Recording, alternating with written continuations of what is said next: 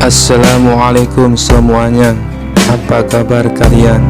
Semoga dalam keadaan sehat dan dilancarkan rezekinya oleh Allah. Amin ya robbal alamin. Pada suatu pagi yang cerah di kota Baghdad, Abu Nawas sedang duduk santai di kedai kopi favoritnya. Ia menikmati secangkir kopi hangat sambil mengamati orang-orang yang berlalu lalang. Tiba-tiba ia melihat sekelompok orang yang berkumpul dan tampak berdebat dengan serius. Rasa penasarannya pun muncul, dan Abu Nawas mendekati kerumunan itu.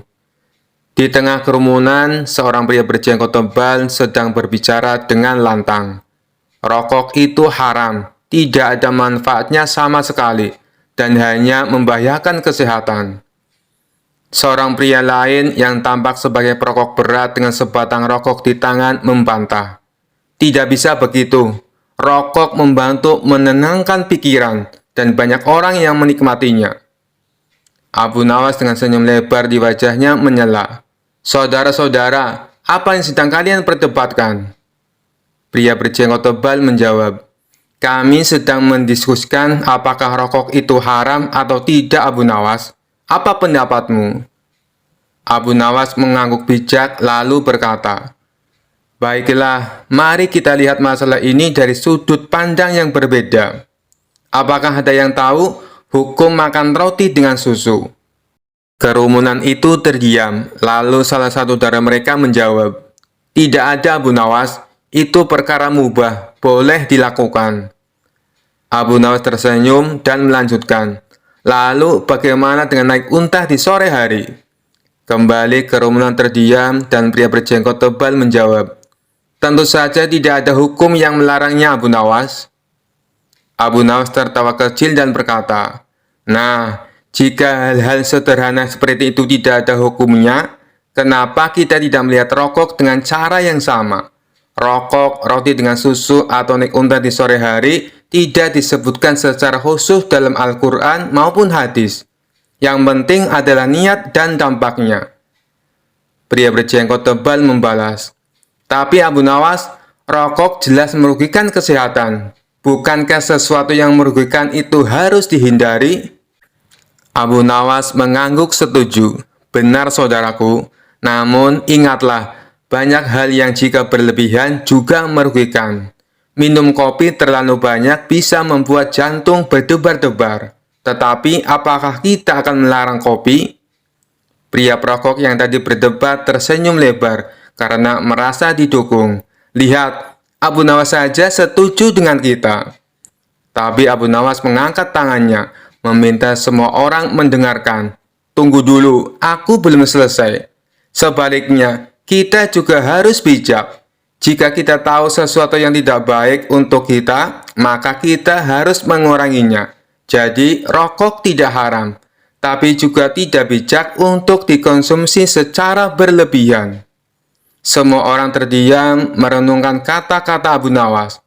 Dengan nada jenaka, Abu Nawas menambahkan, dan ingat, jika kalian ingin merokok, lakukanlah jauh dari orang yang tidak merokok.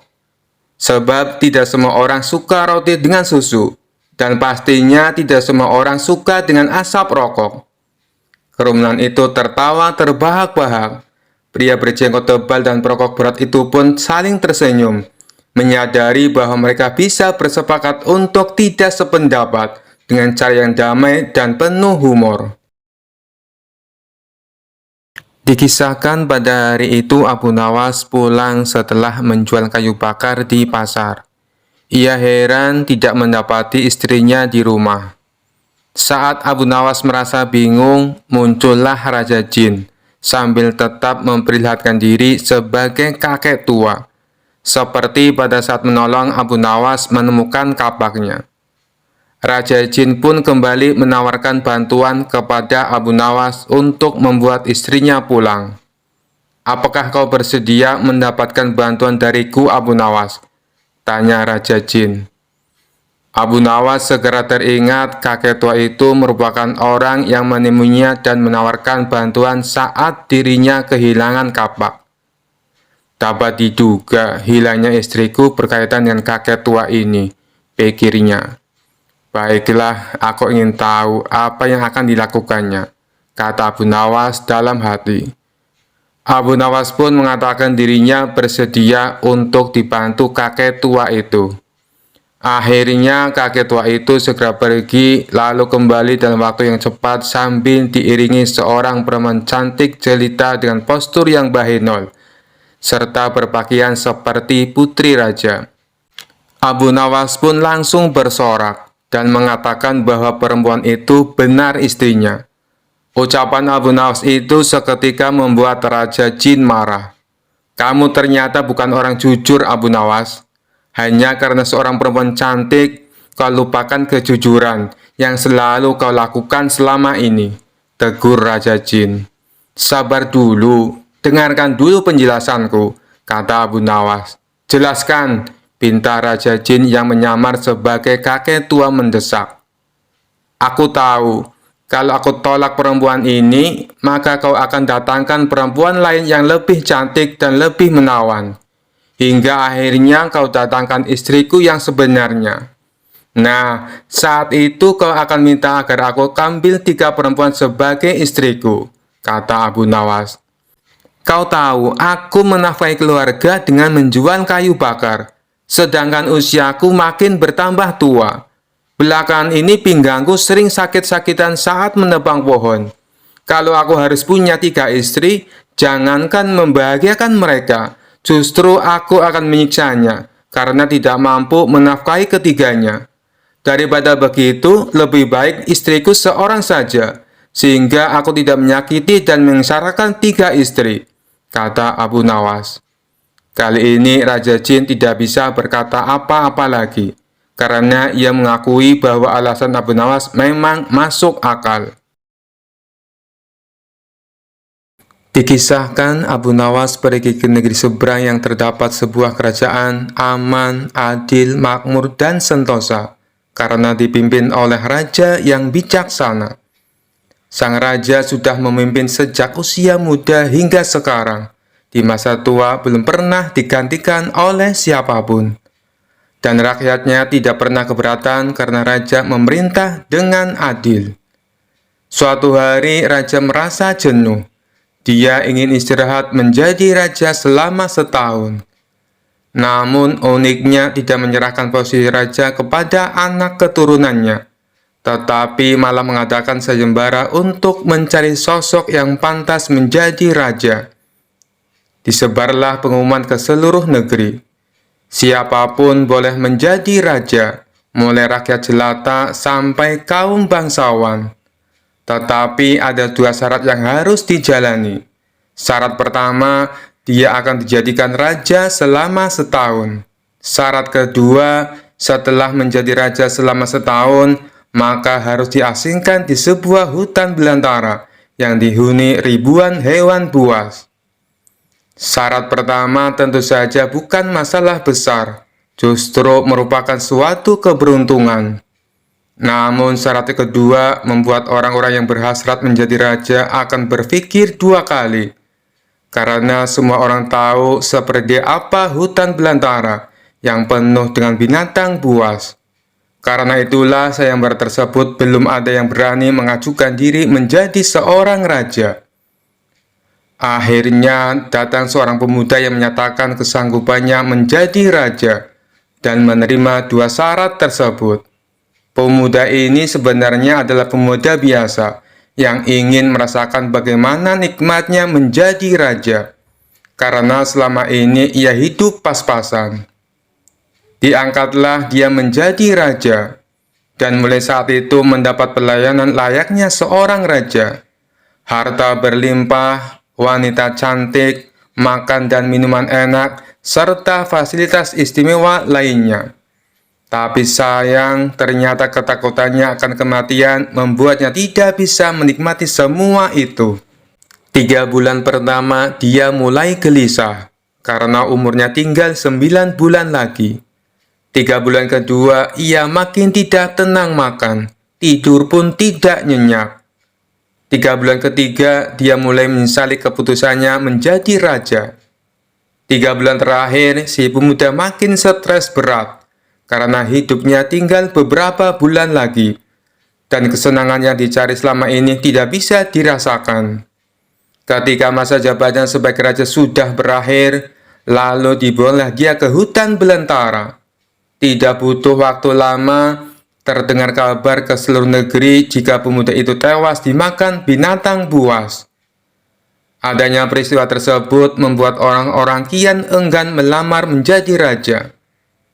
Tapi ternyata masih saja ada pemuda lain yang ingin melamar menjadi raja. Diangkatlah pemuda kedua ini menjadi seorang raja. 3 bulan pertama menjadi raja, ia puas-puaskan berpesta, karena sadar hidupnya tidak akan lama lagi. 3 bulan kedua dan berikutnya, hari-harinya ia habiskan dengan foya-foya dan pesta pora. Bulan berganti bulan, pestanya makin gila-gilaan. Ia sudah tidak peduli lagi pada apapun. Dia hanya ingin bersenang-senang sebelum mati setelah jabatannya sebagai raja berakhir. Lalu dibuanglah dia ke hutan belantara. Tidak berapa lama terdengar kabar bahwa si pemuda kedua tewas diterkam singa. Tubuhnya dicabik-cabik dan jadi rebutan para singa. Peristiwa ini membuat banyak orang melupakan mimpi menjadi seorang raja. Mereka masih penasaran apakah masih ada orang yang cukup bodoh untuk melamar menjadi raja. Suatu hari Abu Nawas mampir ke negeri tersebut dengan tujuan menemui sahabat lamanya yang kebetulan merupakan penduduk di sana. Sesampainya di negeri itu, dengan penuh kehangatan Abu Nawas disambut temannya. Mereka berdua saling melepas kangen satu sama lainnya. Di sela-sela obrolannya, Abu Nawas merasa iba dengan kondisi sahabatnya itu. Ia kini hidup miskin, tinggal di gubuk kecil reot, hanya seorang diri. "Mana istrimu?" tanya Abu Nawas. "Semenjak aku jatuh miskin, ia pergi meninggalkanku," jawab sahabat. "Ya sudah, yang sabar ya. Yang penting kamu jangan tinggalkan sholat. Jangan lupa berdoa kepada Allah, agar Allah membukakan pintu rezeki untukmu," tutur Abu Nawas. "Alhamdulillah, aku tidak pernah tinggalkan sholat. Bahkan aku sekarang rajin berpuasa sunnah," balas sahabatnya. "Oh iya, ngomong-ngomong, mana nih makanannya? Dari tadi kenapa belum keluar?" celetuk Abu Nawas. "Maaf Abu Nawas, aku sudah tidak punya apa-apa. Aku sendiri kadang sehari makan, kadang tidak," ujar sahabatnya. Mendengar hal itu membuat hati Abu Nawas makin terenyuh. "Kenapa tidak mencari kerja? Upahnya kan bisa untuk beli makanan," tanya Abu Nawas. "Setiap hari aku keluar untuk cari pekerjaan, tapi belum juga dapat. Mungkin belum rezekiku," jawab sang sahabat. "Kalau mau nekat sih sebenarnya aku bisa. Bahkan aku bisa menjadi raja dan kaya raya. Tapi itu hanya sementara. Setelah itu aku mati diterkam binatang buas di hutan belantara," kata sahabatnya melanjutkan. "Maksudmu bagaimana?" tanya Abu Nawas heran. Kemudian sahabatnya itu memberitahu tentang sayembara yang diadakan rajanya. Mendengar sayembara tersebut, Abu Nawas terdiam sejenak. Tiba-tiba terlintas di benak Abu Nawas sebuah ide yang cemerlang. "Kamu ingin hidup kaya? Aku akan membantumu. Sekarang juga antaran aku ke hadapan rajamu. Aku mau mendaftar menjadi raja," ucap Abu Nawas. "Kamu gila ya? Jangan Abu Nawas. Itu sama saja bunuh diri," cegah sahabatnya. "Sudahlah, turuti saja perkataanku," timpal Abu Nawas. Maka diantaralah Abu Nawas ke istana untuk menemui sang raja. "Ada perlu apa kalian datang kemari?" tanya sang raja. "Maaf Tuan Raja, hamba Abu Nawas dari negeri seberang ingin mendaftar menjadi raja. Itu pun kalau Tuan Raja mengizinkan," ucap Abu Nawas. "Oh, tentu saja boleh. Siapapun dipersilakan menjadi raja. Tapi ada 2 syarat yang harus dijalani," ujar sang raja.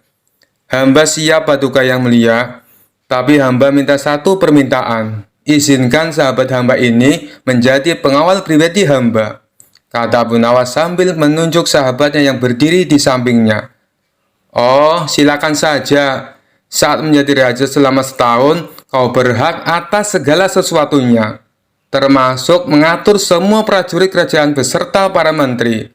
Tapi ketika masamu menjadi raja berakhir, sahabatmu juga harus ikut kau dibuang ke hutan belantara," timpal sang raja.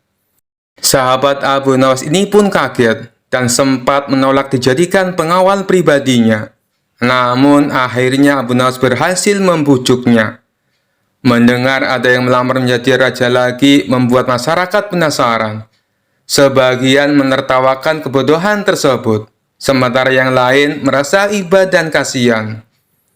Abu Nawas akhirnya diangkat menjadi raja dan diberi segala kemewahan serta kemudahan fasilitas layaknya baginda raja. Ternyata berbeda dengan dua pemuda sebelumnya, Abu Nawas tidak berpesta pora dan foya-foya. Namun ia membuat beberapa tindakan selama menjadi raja. 3 bulan pertama, Abu Nawas memerintah ribuan prajurit untuk membabat habis hutan belantara dan memindahkan semua binatang buas ke tempat lain. Sebagai raja, tentu perintahnya harus dipatuhi. Setelah 3 bulan berlalu, hutan belantara tempat ia akan dibuang kini menjadi tanah kosong yang siap huni. 3 bulan kedua, Abu Nawas memerintahkan para arsitek membuat istana megah untuk dirinya, tentunya dengan uang kerajaan yang dikuasai. Abu Nawas bisa membangun apa saja, termasuk membangun istana di tanah yang dulunya adalah hutan belantara. Dalam jangka waktu 3 bulan, berdirilah istana megah dan kokoh. 3 bulan ketiga, Abu Nawas memerintahkan para prajurit membawakan harta dan perabotan dikirim ke istana yang baru saja dibangunnya. 3 bulan terakhir, Abu Nawas menawarkan kepada masyarakat, siapa saja yang mau pindah di wilayah istananya akan dibuatkan rumah dan diberi modal uang untuk berdagang. Kesempatan tersebut tidak disia-siakan warga. Ratusan orang mendaftarkan diri untuk pindah ke sekitaran istana Abu Nawas. Selama 3 bulan terakhir, tempat yang tadinya hutan belantara kini berubah menjadi pemukiman penduduk. Bahkan di sana Abu Nawas mempunyai istana dengan dipenuhi harta kekayaan. Akhirnya habislah masa jabatan Abu Nawas sebagai raja. Sesuai perjanjian, Abu Nawas dan sahabatnya dibuang ke hutan belantara yang kini sudah menjadi pemukiman penduduk. Sesampainya di sana, Abu Nawas dan sahabatnya memasuki istana barunya. "Ini semua untukmu. Kau sekarang sudah menjadi orang kaya raya. Tapi jangan lupa bersedekah," utur Abu Nawas. Sahabatnya itu terkejut bukan main. Ia langsung merangkul Abu Nawas dan mengucapkan terima kasih. Akhirnya Abu Nawas pun pamit pulang kembali ke negerinya. Sekian dulu perjumpaan kita kali ini. Sampai bertemu lagi di kisah-kisah selanjutnya.